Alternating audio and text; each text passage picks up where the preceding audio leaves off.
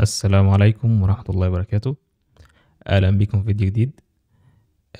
في الفيديو ده إن شاء الله هنتكلم عن حاجة برضو شيقة جدا، وتقريبا يعني 3/4 بيستخدمها من غير ما حد يعرف بالظبط ايه اللي بيحصل في الكواليس في الجزئية اللي هنتكلم عنها إن شاء الله. بالنسبة لعنوان فيديو اليوم هنتكلم عن ايه اللي بيحصل لما بنكتب الكوماند لاين PHP artisan route cache. طيب طبعا احنا عارفين ان بنستخدم الكوماند ده عشان نكيش الراوتس. تمام، بس انا هاخدك بقى في الكواليس ايه اللي بيحصل بالظبط لما بنعمل الكوماند ده، وايه الفرق ما بينه وما بين ان احنا نستخدم الراوتس without كاشنج. اول حاجه خلينا نقول نبدا من هنا. كتبت شويه كود كده عشان يعرفنا الفرق بين الاتنين. اول حاجه هنا انا قلت له راوتس كاونت 2000، تمام، اللي هو يعمل لي 2000 كاونت 2000 راوتس. وعملت هنا اللوب عليهم بحيث ان هو يعمل لي راوت تيست، يحط داش بعد كده 1 2 وهكذا، وبيرجع ريسبونس كسترينج خلاص. طبعا ده ككلوجر يعني. بعديها عملنا راوت جديد اسمه بنش مارك. كل الحكايه ان هو بيبدا يتست، بيبدا يستارت التايم، بعد كده بيند بعد كده عشان نعرف الفرق قد ايه او الريكوست خد مننا وقت قد ايه. تمام، وديت الكوماندز اللي احنا هنستعملها. طيب خلينا كده اول حاجه نشغل السيرف. تمام، نقول له PHP artisan serve. تمام، او قبل السيرف خلينا نشوف الاول كل الراوتس قدام عينينا. يعني نقول له PHP artisan route list. هلاقي فعلا الراوتس بتاعتي اهي. تمام، تيست هنا وقف عند 999. تمام،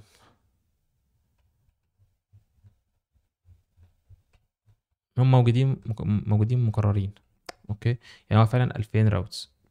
طيب طيب خلينا نشغل السيرف تاني.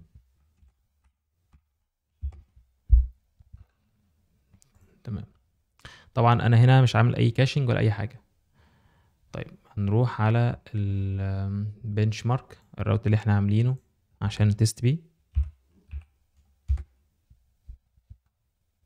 هنشوف هياخد قد ايه مننا، الريكوست هياخد مننا وقت قد ايه.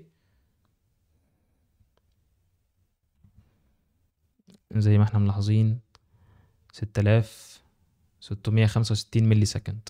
طيب خلينا ريفرش تاني. طبعا القيم ديت مش بتبقى دقيقه قوي على اللوكال عشان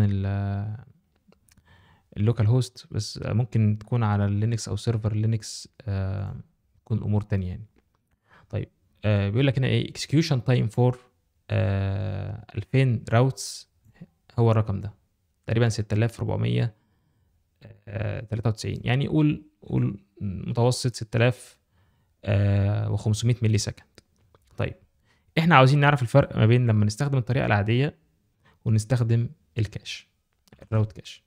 طيب هنفتح تيرمينال جديده كده ونقول له اعمل لنا راوت كاش. تمام، قال لك راوتس كاشت سكسسفولي. طيب هروح تاني كايش الاول. خلينا كده ناخد الرقم ده كوبي، هو 6500، خلينا نقول 6500. هنرفرش بقى كام؟ الرقم بقى كام؟ بقى 258. عارف ده معناه ايه؟ ده معناه لو احنا فتحنا الكالكليتور وقلنا 6500 على 200، قول 260، قول 260، يعني سرعة 25 ضعف. سرعة 25 ضعف، يعني بالحركة دي انت سرعت الريكوست بتاعك ب 25 ضعف. شايف؟ اكيد الفرق واضح. طيب احنا بقى عاوزين نفهم ايه اللي حصل. عاوزين نفهم ايه اللي حصل لما عملنا الكوماند لاين ده. لما احنا عملنا الكوماند لاين اللي هو بي اتش بي ارتسان راوت كاش، راح هنا على البوت ستراب كريت لنا فايل جوه الكاش اسمه routes-v7.php. ده جواه ايه، او ده عباره عن ايه؟ ده عباره عن كل الراوتس او الكول باك فانكشنز في الراوتس بيجيبها هنا على هيئه اري. خلينا نقول الاول الطريقه العاديه اللي هي بدون كاش. هنا طبعا بيعمل ايه؟ هنا بيجي الريكوست، لارافيل بيقرا الملفات اللي هي web.php api.php وهكذا، كل الملفات اللي هي الايه اللي في الراوتس. بعد كده يبارس كل كود بي اتش بي جوه الملفات دي. بعد كده يسجل كل راوت جوه الراوت كولكشن، لو في بقى كلوجر بيحتفظ بيه كاوبجكت في الرام. وبعد كده يبدا يطابق الريكوست مع الراوت. وبعد كده يعمل ايه؟ ريجكس بارسينج.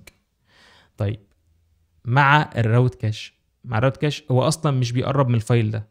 يعني لو جيت حذفت الفايل ده قدامك دلوقتي التطبيق مش هيتاثر. تعال نجرب. احنا طبعا عاملين راوت كاش، تمام. تعال كده نجرب. ادي الفايل ده، تعال نحذفه. هحط جنبه اي حاجه كده، اغير اسمه بحيث ان الايه الابلكيشن ما يتعرفش عليه. هروح اريفريش الاقيه بيرفريش عادي خالص والدنيا زي الفل اهو. فهو اصلا لما بعمل راوت كاش هو اصلا مش بيبص على الفايل ده، لانه بيبص على الفايل اللي موجود جوه الكاش اللي في البوت ستراب فولدر. تمام. طب ده عباره عن ايه بقى؟ ده عباره عن كومبايلد، ده عباره عن فايل بيريتيرن اري، تمام. بيريتيرن جواه الكومبايلد والاتريبيوتس. يعني هنا هنلاقي في حاجه اسمها اتريبيوتس. الاتريبيوتس دي جواها ايه؟ جواها اليو ار ال، جواها الميثود، جواها الاكشن او الكلوجر او الكنترولر، جواها الميدل وير، جواها كل حاجه موجوده في الفايلات اللي انت كنت كاتبها هنا. طيب هنا بقى ايه اللي بيحصل؟ هنا اللارافيل بيماتش على الاري دي مباشر بدون ما يروح بقى يحلل الريكوست في الطريقه العاديه. يعني هنا لو جينا هنا نسيرش عن تيست داش 1 مثلا، هلاقي فعلا انا كان عندي يو ار ال اسمه تيست 1. ولو فضلت نازل هلاقي بيقول لي الميدل وير انت كنت مستخدم معاه الويب، انت مستخدم سيريالايز كلوجر. انا كان فعلا مستخدم الكلوجر لان انا ما عملتلوش كنترولر. ويقول لي بيريتيرن ايه، نفس اللي انا كنت كاتبه هناك بالظبط. فهو هنا بيماتش الاري مع بعضيها، مش بيعمل ايه لما بنستخدم الطريقه العاديه، مش بيطابق الريكوست مع الراوت. فبالتالي الحركه دي هي اللي خلت عندي التطبيق يبقى او الريكوست يبقى سريع 25 ضعف. طبعا بننصح جدا باستخدام الراوت كاش في البرودكشن مود، ولا ننصح بيه طبعا في اللوكال او الستيجنج عشان سهوله الديباجنج. بس ده كان فيديو بسيط، اتمنى يكون مفيد. شكرا جزيلا. ولو عجبك الفيديو ما تنساش تدوس لايك، تعمل سبسكرايب للقناه عشان يوصل لك كل جديد ان شاء الله. شكرا جزيلا.